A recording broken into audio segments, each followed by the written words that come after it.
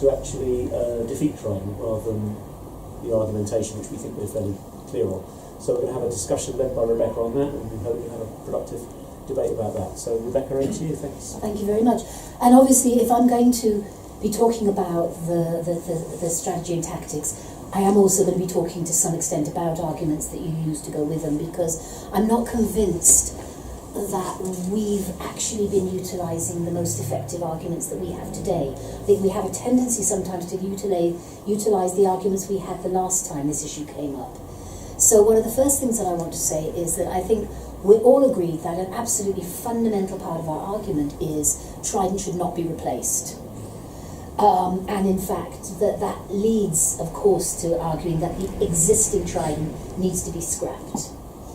So, you know, we're agreed on that. But something that I've really noticed is that a lot of today's activists, particularly Labour, but not only, forget that this has to be, or that this is in a context where the rest of the world also has to deal with nuclear dangers, and where actually probably the major change that has happened in the whole debate around nuclear weapons has happened through an international process known as the humanitarian disarmament process. It's a process of raising the greater awareness of the humanitarian risks and costs, and applying that to a process to get a treaty under international humanitarian law that will prohibit nuclear weapons and require their total elimination.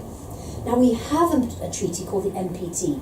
That is a treaty that's very convenient for our government because it does two things that we don't much like. One is it promotes nuclear energy. It's a requirement of that treaty to be making access to nuclear energy an inalienable right, and to be encouraging developing countries to go down that route.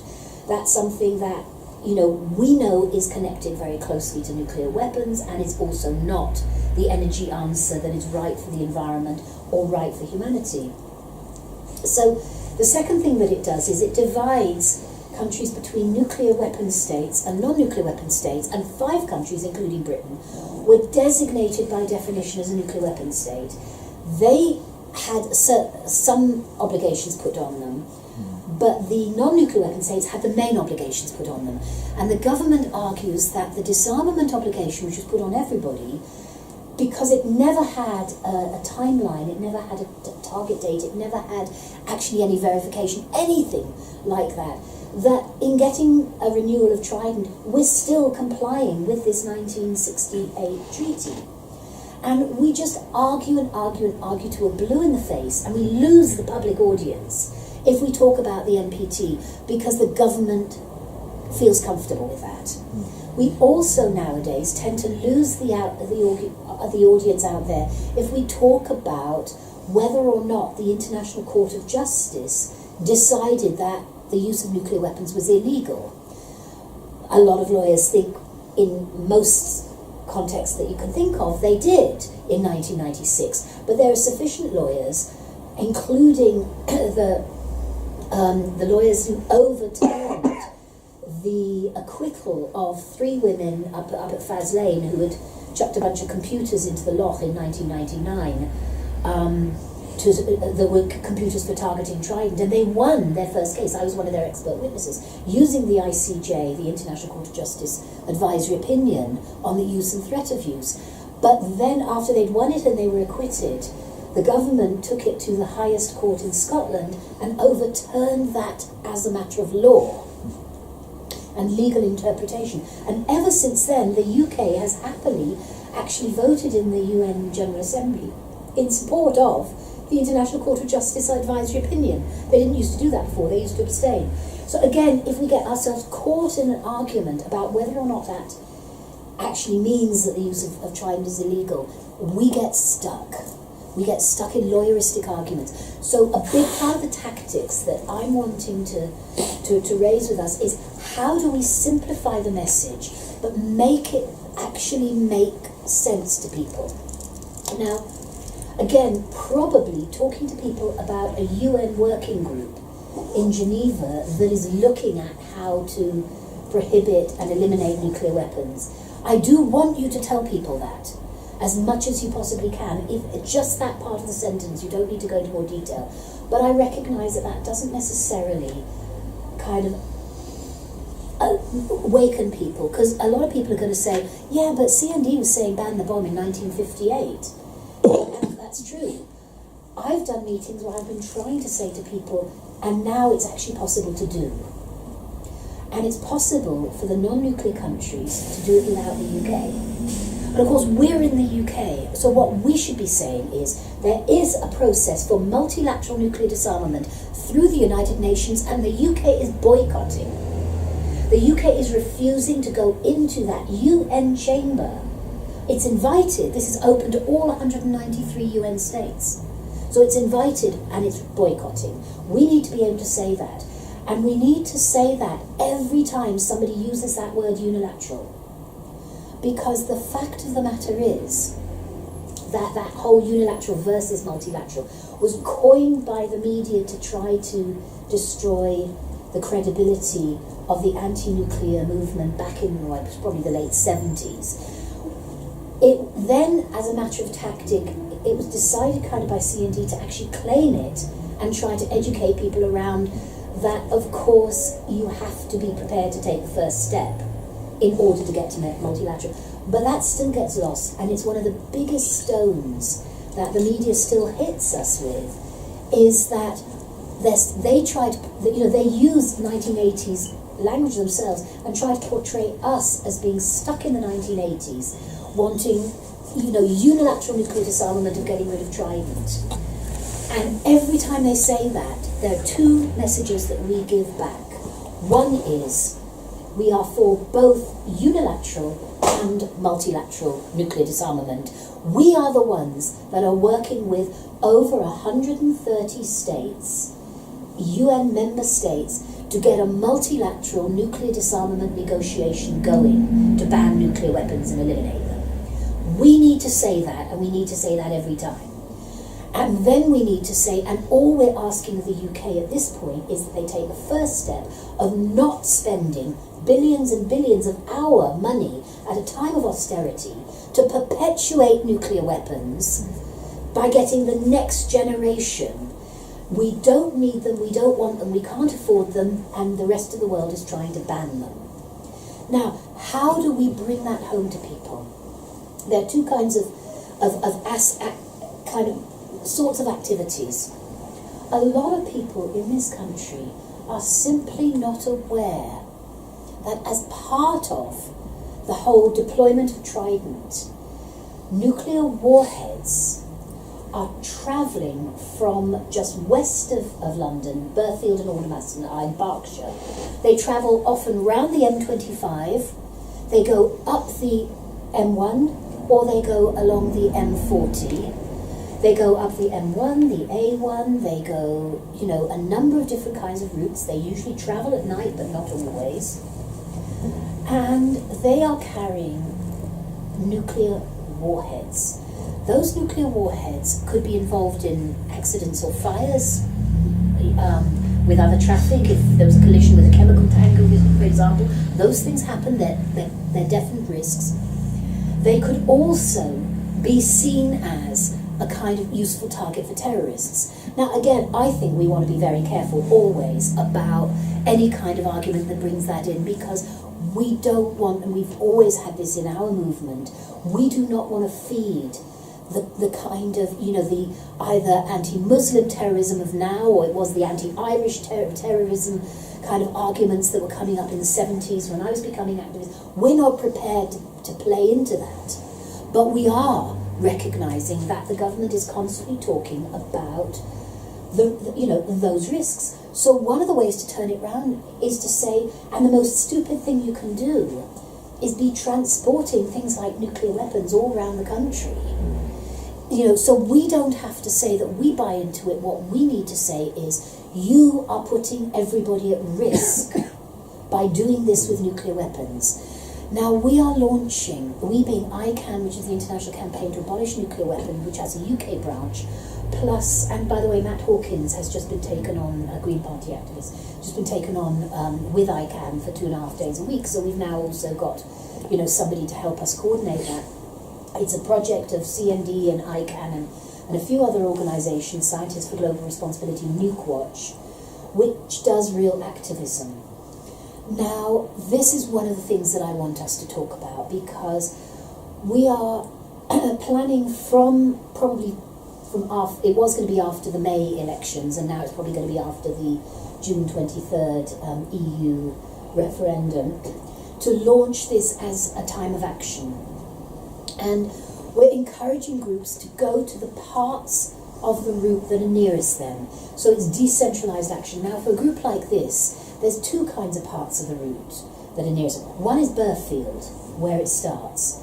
And here we have where Action AWE and Trident Ploughshares, which Andrea Needham that you talked about, and Angie Zelter and I and various others have been involved with, are trying to do a sort of month of decentralised actions at Burfield, focusing on Trident. And those are direct actions, and they can be demonstration type actions. There can be some prayer meetings by some of the prayer meeting groups and so on. But it would be great if Stop the War, if Brent would propose to stop the war, and Stop the War would get a bunch of people down there, down to Burfield, prepared to do any kind of non-violent, action, drawing attention that is where they do one of the most highly dangerous activities. They pack the warhead with the high explosives that make it into so they pack the plutonium core with the high explosives. They get the plutonium core from Aldermas, pack it with high explosives, make it into a warhead, and then they put the warhead onto these trucks and they send it up and down. Now, we recently, some Scottish people were filmed literally sitting down in front of these trucks, just I think a month or a couple of months ago. And Nuke Watch will always inform us when the trucks are going, but there's also and I just got I just received from somebody else's Freedom of Information request. Somebody wrote to their MP having seen the convoy but not knowing what it was, but seeing that it was military and it carried some very odd markings. And they saw it somewhere around Newark or Warsaw, so Nottinghamshire, and they described it very exactly, and they told their MP about it. The MP passed the letter on, and the MOD has responded and said this is about special nuclear materials, which makes it sound like it's nuclear waste or something. No, it's about warheads. It's about Trident warheads. So we're doing three things with the project. We're calling it Nukes of Hazard, so that we're trying to reach out to other people to sort of, partly almost with a joke, because sometimes, if any of you remember the programme, is a couple of blokes with, clapped out car who were travelling up and down, getting into trouble and da-da-da. And apparently there was a recent film made of it, so there's another generation of that got into it a little bit. But you don't have to call it that if it doesn't fit you. But we are trying to work with local councils, activist groups, Stop the War groups, women's groups, CND groups, of course, party groups, students groups, all the way along the route, encouraging them to highlight this to their MPs, to highlight this to their councillors. We're reaching out to the trades unions and getting them to highlight that these are dangers, and the Fire Brigades Union, which is a great supporter of quite a lot of the work that we do, is not even told that the warheads are travelling through, on a motorway near them, or in some cases even around the sides of certain towns. So for Londoners, there's Burfield, and there's literally any day almost in June that you could choose to go down, either to choose a day that isn't already being done, and there's a calendar I think on the Trident Ploughshares website, and it's unfortunate they chose the month of June before the referendum. A lot of us said don't do it then. I personally wasn't happy about their thinking on that, but since it's happening, it's best that we all try to support it as well as we can. But the other for people like you is, of course, to go up to places like Bedford, because once the M25 kind of joins in with the M1, any areas north of that are areas that are part of the nuclear convoy route. It does not go through London, as far as I know. It does not go inside the M25. So you want to go now. Bedford again, that whole area. They have some really good activists and CND groups and things. So it would be to join with them. Now it could either be pick a date, or we ourselves, and we've got CND agreement now to support this. We are choosing the period of time from September 21st to September 26th. And we're calling that action for, humanitarian, or action for nuclear abolition. And it's to focus on the nuclear warhead convoy. And those dates, September 21st is UN Day for Peace, and 26th is UN Day for the total elimination of nuclear weapons. But of course, this is also party conference time. And my understanding from Kate Hudson is that I think that Labour actually starts its conference the day before or on the 26th. So to do a big day of action on the 26th, which is a Monday, so it's a working day, to build up of various different kinds of actions from the 21st, and then a big day of action on the 26th, is one way to really demonstrate to Labour the importance that this issue means to people all throughout the country. But obviously we build up to that. And kinds of direct action that I would encourage you to seriously think about becoming involved with, because there are others already becoming involved with them. And if we can pool our resources and make a really important sort of a big splash, we swell our numbers. Because marching, it was great to see so many tens of thousands on the 27th of February. It was brilliant, wasn't it? But the fact is, we were marching through London. We did get to the news because it was the biggest for a long time. But it doesn't reach the parts that need to be changed. And so non-violent action, whether or not you're taking action that would potentially result in arrests or not. I mean, some of the actions that are being thought about is us having convoys of our own vehicles, plastering them with information, with placards, banners about the risks from the nuclear convoy, and then ourselves driving those parts of the route. And again, think of it as lots of groups doing their own bits, so you don't have to drive all the way to Faslane and Cornwall. You only have to do a section that's fairly near London. And doing it within the speed limit, but slower than usual, something like around 50, which isn't illegal to go on the motorway, as a cavalcade. Things that can be done that would really stuff the system up and draw attention. There's banner drops around motorway bridges. So there are those kinds of things. And the messaging needs to be scrap Trident, join multilateral negotiations to ban nuclear weapons. Those are really the key key messages. And I've been given the notice, so I'll stop there and then just be available for us to discuss, for you to put your own ideas in, anything that I've forgotten, and I'll hopefully remember before we finish the meeting completely. Rebecca, thanks very much. Now, before we continue, this part of the meeting has been filmed, but if anyone's got any concerns about the discussion being filmed, please say so now. Otherwise I'll assume people are happy about the filming and carrying on. Is that okay with everybody? Then we'll carry on the filming. Okay, who would like to come in?